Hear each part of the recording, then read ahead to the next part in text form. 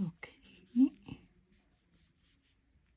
3 to the power of x plus 3 to the power of x plus 2 equal to 0, to 90.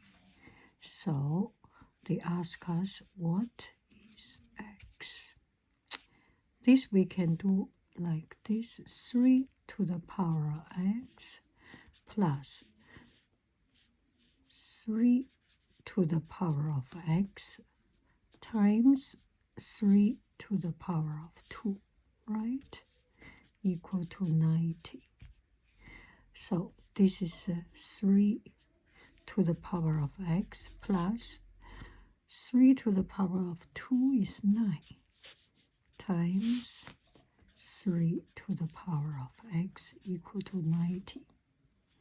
So 1 3 to the power of x plus 9 3 power of x. 10 times 3 to the power of x equal to 90. 3 to the power of x equal to 9. X equal